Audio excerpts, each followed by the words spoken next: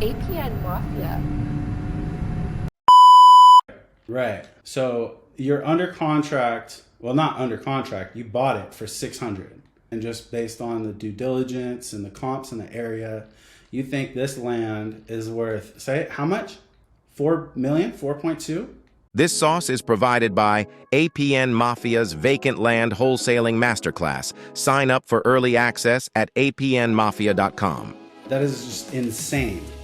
That is insane. Because generally, when we get to these more expensive deals, our ROI decreases. So this is definitely something like this. He doesn't have a ton of land investing experience, right? None going into this. So you had some failures, which are, yeah, I bet. Yeah. So when we see deals that are over, a couple $100,000, we're generally expecting like a lower return, but because it's more expensive, like generally like the comps will be better and we can get better realtors on it. Like it's to be expected. And then if it's something that you can subdivide, you can definitely increase the value there as well.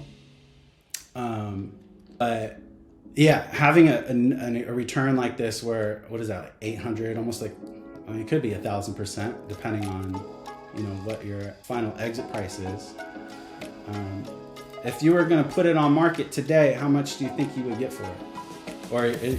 Okay, all right. Yeah, so we also run into an issue with these big properties where there's a small buyer pool. But however, this is California. Palmdale is like an hour and a half outside of LA. So there's plenty of investors with $3 million in Southern California. So you'll be able to get there. I mean, really, you got to sell it for, you need 800 out of it. So even if you sold it for $1 million, like you made 200 grand, like that's fine. You've been at this for a year now, like probably be happy with $200,000 a year, but no, we're gonna go for it. We're gonna see what we can get. Fucking sick. Yeah, dude, I'm excited too. I'm a little mad because I haven't just made a TikTok and you figured all this out. That's kind of my goal, but the original TikToks is like, I was such like I've been such a hustler for a while. Like I'll be looking for these little gems like that, and then I'll just like try to figure it out on my own instead of like risk my money on like a bullshit course or something. Like, so I really I love that you're a go-getter enough to just be like, all right, it seems like land is the way. I'm getting pointed in this direction, and that's what I'm gonna do. And you've been chasing it for a year now. You've failed 5 times, and this is the biggest home run that I've ever heard of. I've been doing this for 3 years. Also, I've been around like investing like my whole life, so this is an insane return. Like, don't get used to this. But really, this could be like, I don't know. How do you feel? Like, are you on the hunt for more deals right now, or is your sole focus like getting this closed? Yeah, I mean, at least like you could ball out for like 5 years until you have to work again. Also, like you can park, half of that money or a third of that money, and if you put $1 million in the bank, you make $100,000 a year just off the interest. So yeah, it sounds like you're gonna set yourself up to just be comfortable off of one deal. That's insane. So let me break it down to the people listening on TikTok and the people watching and listening on Discord. Bubbles ask, what's a letter of intent? That is basically an offer, right? Yeah. So so if you've gotten an offer, it's a more formal way of just like offering money on a property, and it's more common to have it at like these high price points. Generally, the stuff that we do, buying for $50,000, selling for $100,000, it's just it's just gonna be an offer. It may be come in the form as a letter of intent, whatever. It's just an offer. But where Hawaiian has found the most, where has really found the value. So what did these sellers originally buy it for? Do you know that? Oh, they're riding. They bought it for 20 grand 60 years ago. So that's like already an ideal seller, even if they didn't have a zoning change, because this is California, and this is like, when they bought it, it was definitely rural. But since then, the entire county or the city has gone under some zoning change that will allow for more homes or more living apartment buildings and stuff. So what was it zoned before, and what did the zoning get changed to? Right, so that's what mixed use. Yeah, mixed use. We like to see mixed use because that has a larger buyer pool. So in this case, commercial developers and residential developers will be attracted to this. So when we're dealing with residential zoning, we have R1, R2, and R3. R3 is going to allow for like the most density of living available. That would be like apartment buildings, duplexes or something. When we get to R1, that's low density, generally like single family homes, and they have to be on an acre or maybe 5 acres, depending on what that. Yeah, Bori, we're talking about real estate. We're talking about vacant land. This guy is about to make like $3 million. I guess 2 if you sell it at the current price. But in any case, Smuela wants to elaborate on finding properties with zoning changes that affect value. So he went from light industrial, which has a very small buyer pool. That means like fabricators and stuff like that. Like it's like somewhat commercial, but it's not necessarily commercial. It's just like industrial, like warehouse type stuff, where you can't live on it, and nobody really wants to live next to it. Like that's not the best case scenario. That's, we get a property, somebody responds to our offer, and it is like industrial zoning. It's probably not going to be great for us, but like still pursue it and see if, people also will get the zoning changed at like the county official office, and that's like a value add people do. Like that's a method you can chase in this niche. But you seemed to target an area that had gone under zoning changes, and then target a seller that is likely to be unaware of these zoning changes. Is that correct, or is this luck? Oh, so you're doing mortgage loans. Oh, okay. All right. Sorry. Go ahead. Yeah. I mean, they probably got a letter like once. Right. Like who's gonna open that? They're gonna open it, and like it's just gonna be some gibberish. They'll be like, oh, okay, there's nothing wrong. Or they're just not even gonna open it if it's not tax season. It's just, they get letters from the county all the time.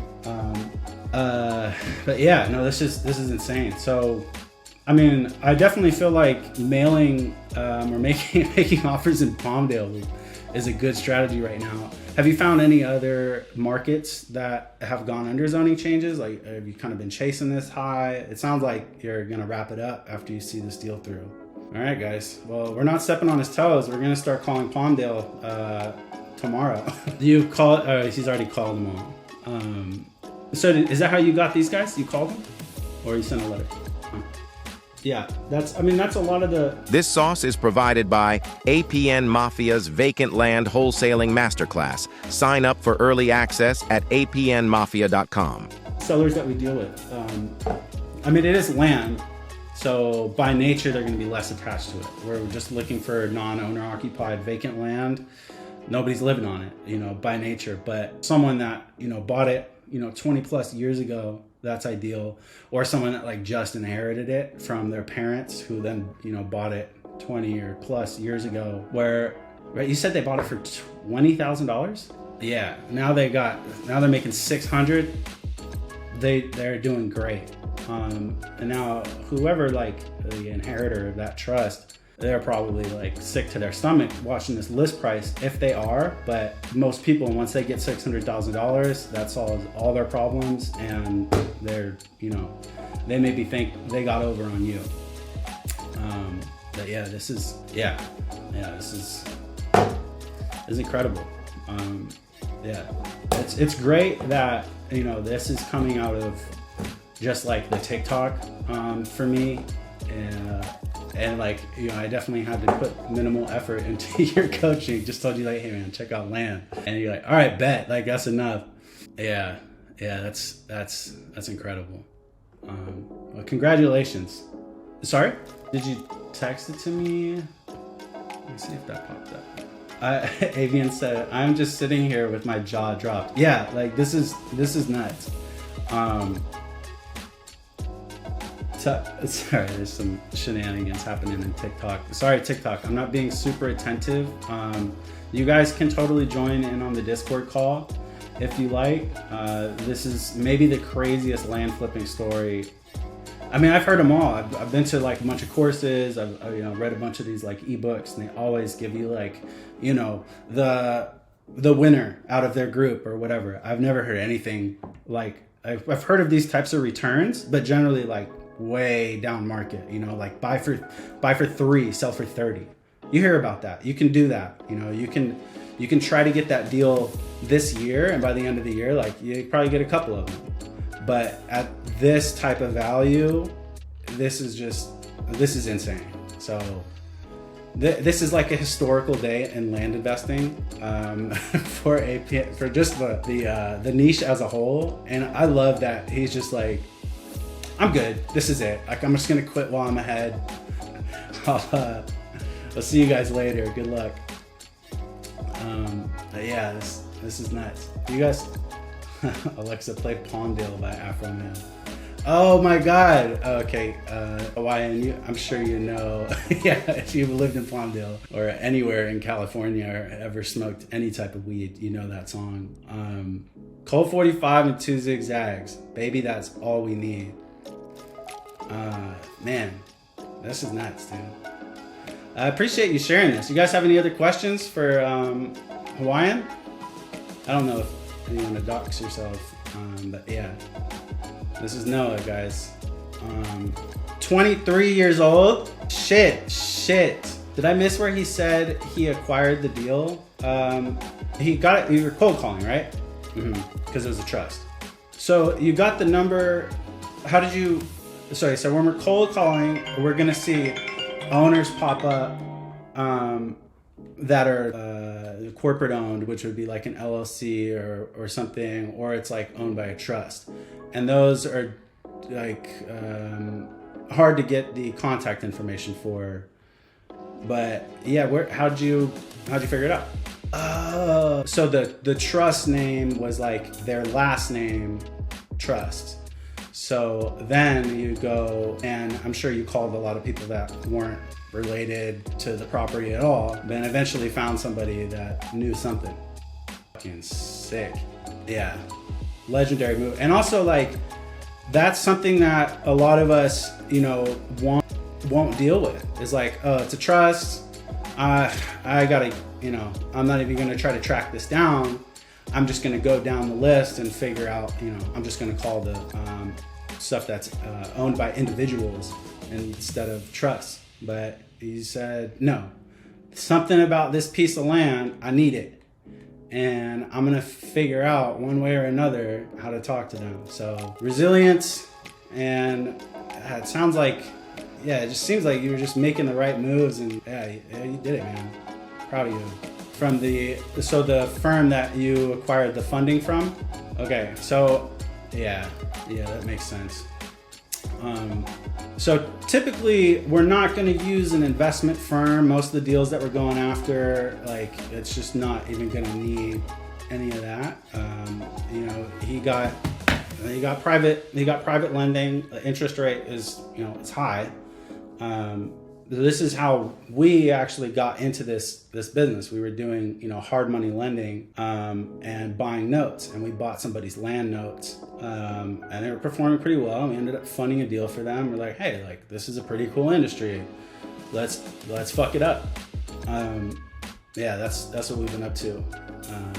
But yeah, if you're typically like, let's say if I was going to look at this deal, if you brought this to me and, and you were like, hey, I need funding for this. I think this is a really good deal. I think it can sell for like 3 to 5 million, depending on how much value we can add to it. But I just need 600,000 to buy it. And you're like, whew, that's steep. And then we try to like underwrite it, and then we would do that, and then we'd split it. So at that point, you wouldn't have any risk, because right now you're exposed that if this doesn't sell within 12 months, now you owe this company $800,000 that you don't have. But you know, you've had realtors and maybe like surveyors or something go out there, and you know, you're confident like this is gonna move, even if it doesn't move. Like, all right, let's just get rid of this thing for 2. Like, you still did very well. But if you have 2 letters of intent, how recently did you list this, and how recently did these offers come in? Yeah, it sounds like you might be able to get into a little bidding war. So you listed it at 3.2, and did you get full price offers? Right. So now you're in a position, like, I don't know, that's out of my wheelhouse. I don't know if a year like for due diligence is fair. Maybe it is, like, because this is okay. All right. So they don't want to commit their, you know, $3 million and then, you know, go apply for the permit, and then they tell them, no, you can't. But we're pretty confident. Yeah, it is their right. So if it takes a year, it sounds like you kind of have 2 options. You need to go back to your funder or the firm that you got this money from, and be like, hey, I need like 6 more months, or I need like a month. You know, I'll still give you the 24%, but we need to like push this balloon payment out to 2 years. If they say no, yeah, right. So you need to find someone that is, you need to find, so what would you accept for like a due diligence period?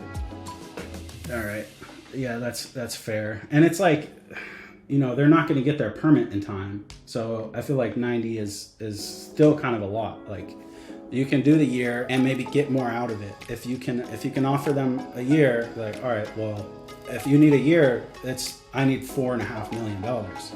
I'm priced this way because, like, we know that Palmdale made these zoning changes because this is what they want. They want you to build multifamily.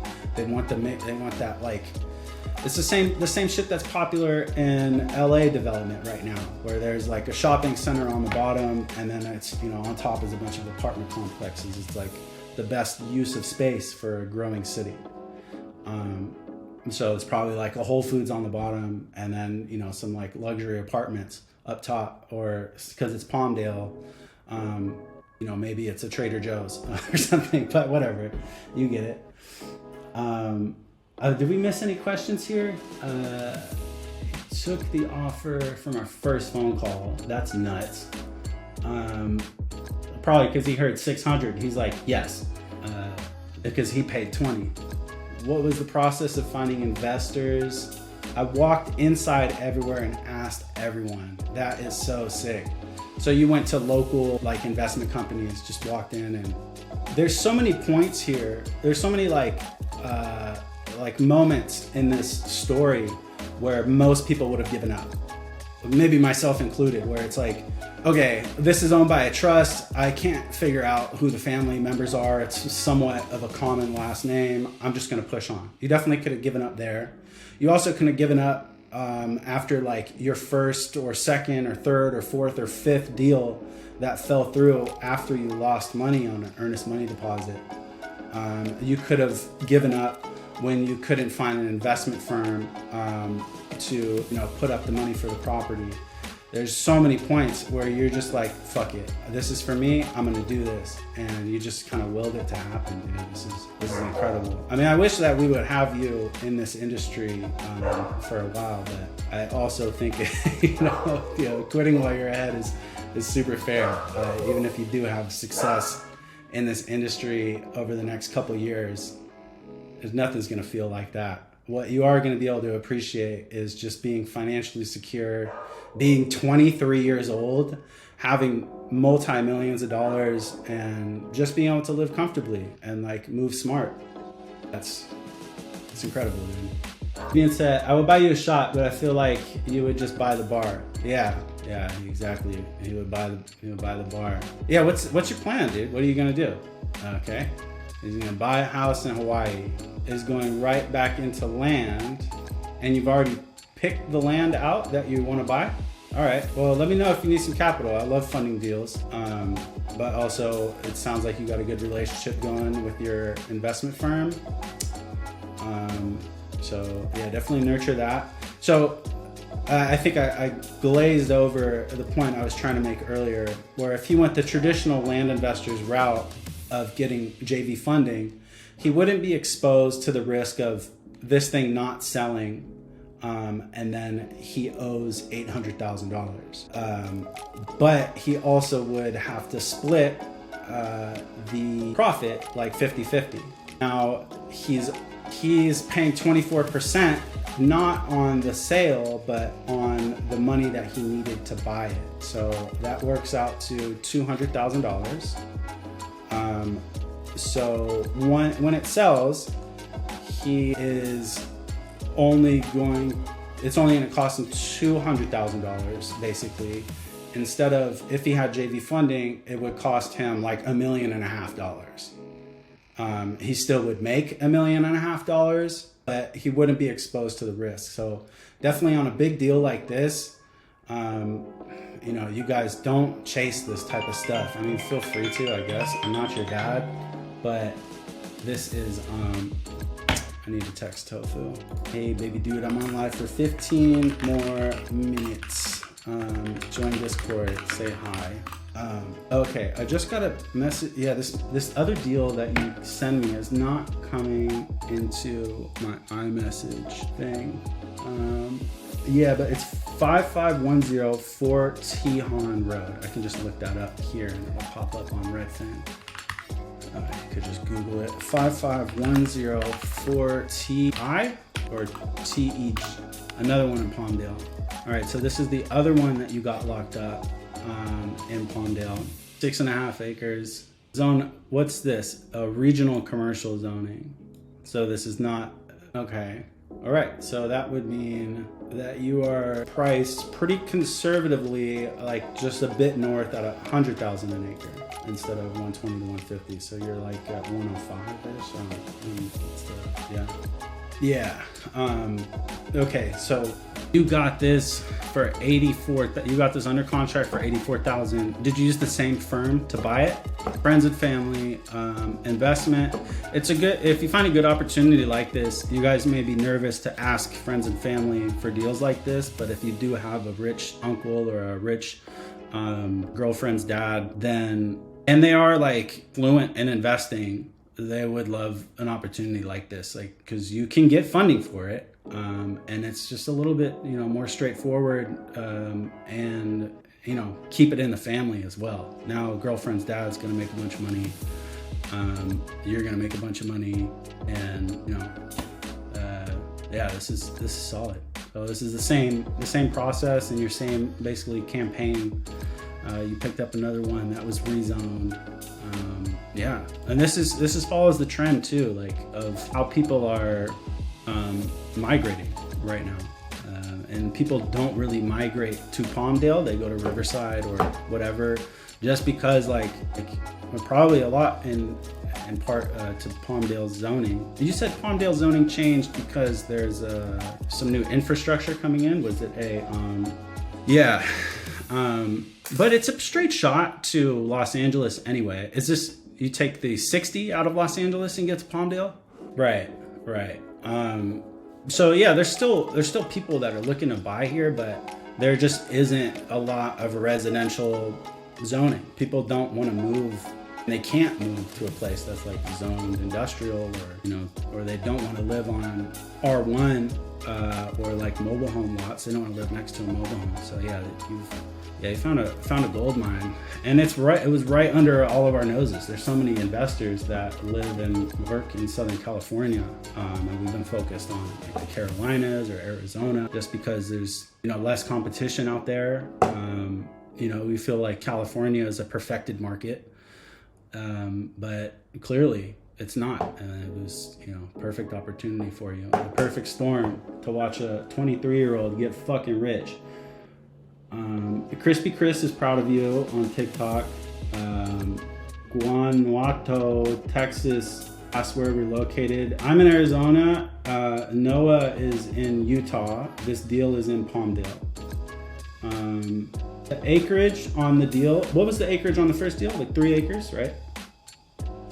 Oh, the first one is 9 acres. And then the one that he's talking about right now, that This sauce is provided by APN Mafia's Vacant Land Wholesaling Masterclass. Sign up for early access at apnmafia.com. you got this under contract for 85, bought it, and it's now listed for 700,000. So like another insane, like this one is actually like a little bit better in terms of margin.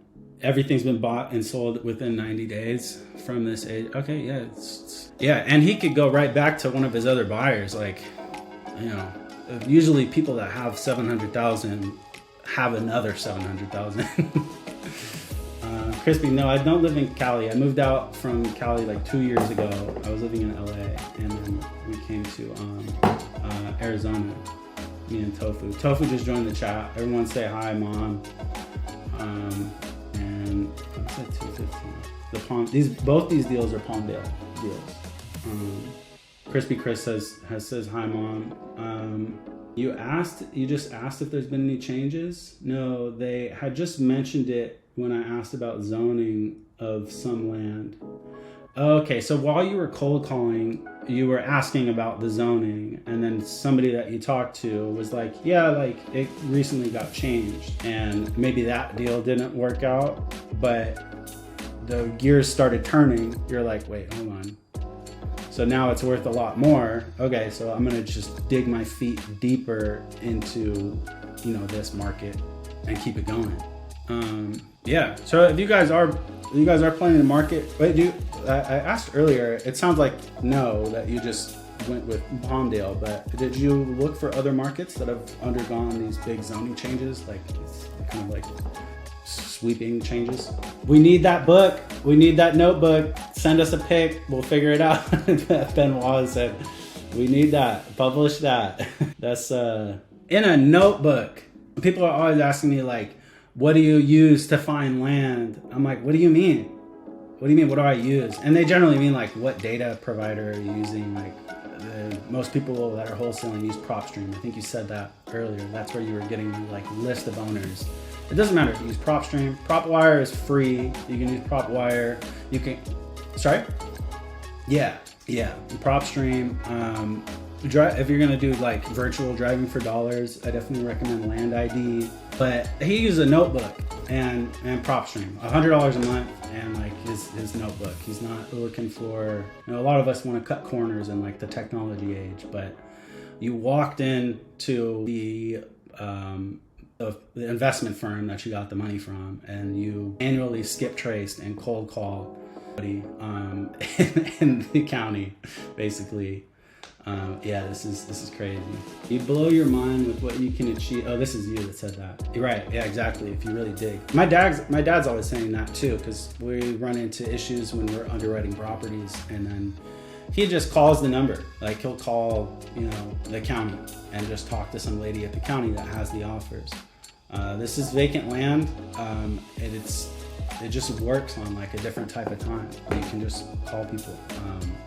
And that's where it's at, man. So he didn't send letters, he didn't do a pay-per-click campaign, no SMS, trying to figure out the most efficient way to do it. He used the tried and true method of just asking people.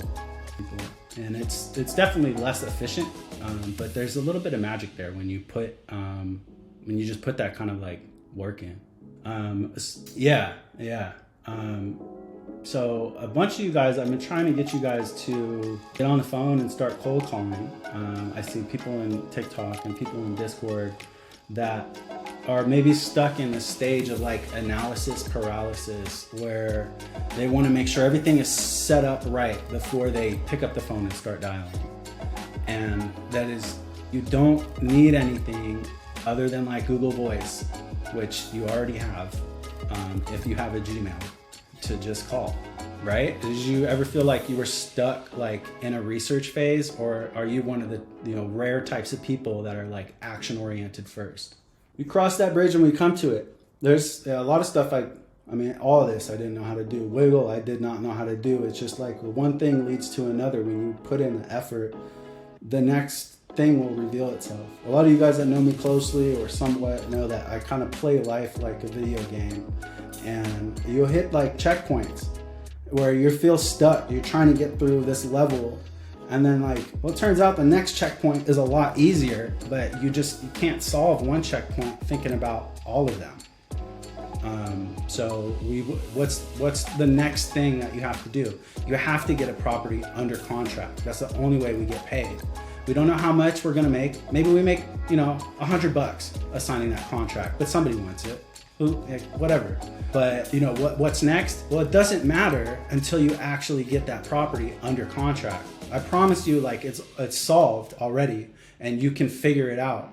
But the first thing that you need to do is talk to fucking homeowners, talk to landowners, and see what they're willing to part with their property for. That's it. Nothing else happens unless you can talk to a seller. And you can't talk to a seller if you don't pick up that fucking phone. But yeah, let's wrap it up here. I'm gonna call Tofu. I'm gonna walk my dog. Vivian says, are you going to add an AI feature to Wiggle that analyzes new zoning changes across the nation? I think so. How did you figure out the new zoning changes? Did you just Google or? Yeah, that is beautiful. Right. Yeah, it is there. Especially, yeah, when we get into these like county or like the city meetings and stuff, like it can get real hard to digest because like it's just kind of almost like legalese, or it just is like inefficient verbiage, and we don't want to read all that.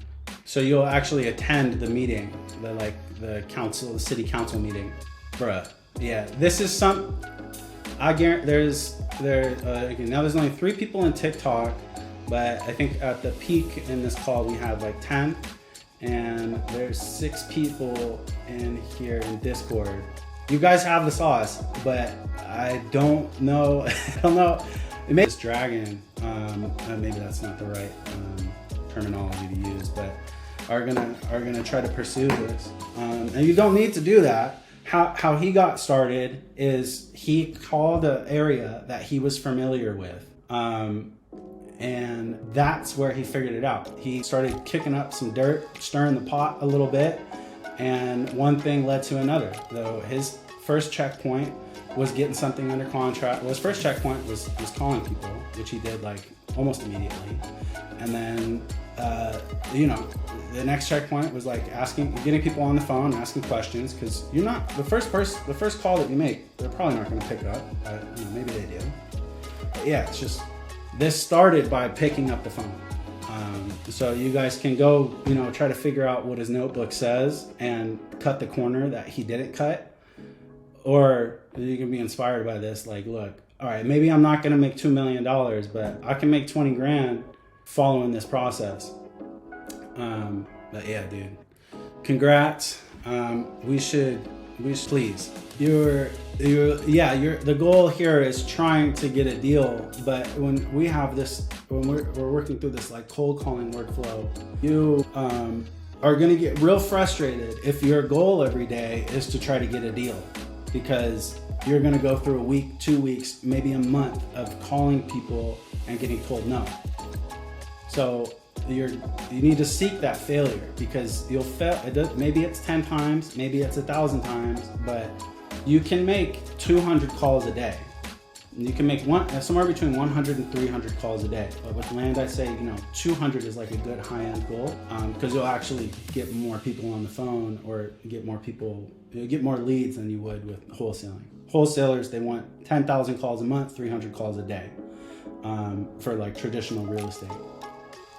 So you want to just make that many calls, and the goal is to get some information out of the call, or get somebody on, get somebody to just at least be receptive so you can practice. The goal, yes, obviously the goal is to get paid, but the smaller goals in between, it's one phone call at a time, and you've got to celebrate those wins. If you got through a day where you made 300 calls and you couldn't talk to anybody on the phone, good job. You don't have to do that again tomorrow. Now, you've set the average, not every day is going to be like that. So if you get through one of those, right? Like when I was playing basketball and I had, I was warming up, missing a lot of shots. If I get into my head about that, well then during the game, I'm probably gonna be, having the mindset that I missed a lot of shots, but I would think like, okay, at least I got those misses out of the way. I'm gonna hit everything once the clock starts. So yeah, you just gotta kind of have that grit. And if you don't feel like you have that grit, well, cold calling every day will get that for you. So yeah, very, very inspired by your story. I wish you the best. I hope, please. Yeah, go ahead. It's true. It's true. Yeah, we call that. Yeah, we'll do this. Generally, everyone here is going to do this in higher volume with less, amount of money per deal. And then it's still like for Noah, it may take a year to close this deal. He may be able to get it done in the next 90 days. But in any case, he's riding high right now because he knows he's going to get paid. So we, in this type of industry, we work a lot of pipeline profit, where you had a successful day, but you didn't actually make any money. And we can't make money every day. We can't, get something under contract and wholesale it in the same day. Like, while that is possible, that's not really the goal. So we, in our business, we kind of use like a model about pipeline profit. So every deal that we lock up, okay, how much is this going to make us? And that's how we pay our acquisition managers too, because we want to incentivize them to get, the best deal, but also like continue to get deals. So their commission is paid off of like the pipeline profit that they generate. Now, what we actually see from that, like your pipeline profit right now is, you're in it for 8 and you're gonna sell it for 3.2, so 2.4, 2.4. And then you owe whatever the math is. His pipeline right now is like 2.4 million. What his actual profit is maybe more or maybe less, but it'll be somewhere around that. So he can count on that pipeline profit right now to keep his spirits up, or we just kind of like put him in position. And we'll all kind of do this like naturally, but like that's what it's called in like finance terms, is like locking up pipeline profit, for anybody that wants to conceptualize that for themselves. But yeah, the goal every day is to add pipeline profit to the revenue, and we do that by making calls. So the granular goal is making calls. Yeah, you got to feel like you're getting somewhere. That is, it helps to motivate us. All right, any last words, Noah? Yeah, for me personally, the analysis paralysis is, it kind of comes with the territory. Like, a fear of future failure, which is really a fear of success, because you're stuck. I was thinking about this before, like, why did it take me so long to like, wrap my head around like this success or whatever? Just because like I'm used to failing, like there's been a trend, like you just kind of get into your own head, like, oh, maybe like success isn't for me or something like that. And it's normal to think like that after you've failed a few times. Logically, it's not true. So you got to play some gymnastics and get through that. But the way that I found kind of out of analysis paralysis, like I'm kind of leading technical or technology charge for our company, where it involves a ton of research. I do a ton of stuff that I don't know how to do. I'm always researching. So how do I take action? I try to keep like a balance of 50-50, now it should be, for you guys, the balance should be a lot higher, where it's like, 90% action, 10% research. You don't research until like you need to, right? But if you are like in the research side of your business, like you just kind of keep that. Well, what's up for me is keeping like 50-50, make sure I'm not spending more time trying to figure something out than I am actually like taking action. Because you still figure stuff out while you're working through it too. Honestly, ego pushed me here. Hell yeah. You gotta use that shit. Like, no, I want the big one, bro. Warehouse wage slave my whole life. You're 23, bro. And I'm in my, oh no, sorry. I'm getting confused. This is Bubbles in his 30s with 2 kids. I want to give them everything I didn't have and make it change. I'm gonna just hold on to that. Yeah, Bibbles. I know. All right, I'll say your name. All right, guys, let's wrap it up. I'm gonna eat. I'm gonna walk my dog. I'm gonna call my girl in the reverse order. We'll see you. We'll see you Saturday. I'll also be live for like office hours in the same lounge daily, just like not on a schedule. So if you see me in here, or if I'm not in here, just feel free to join and use the chat for like study sessions and that sort of thing. This sauce is provided by APN Mafia's Vacant Land Wholesaling Masterclass. Sign up for early access at apnmafia.com. APN Mafia.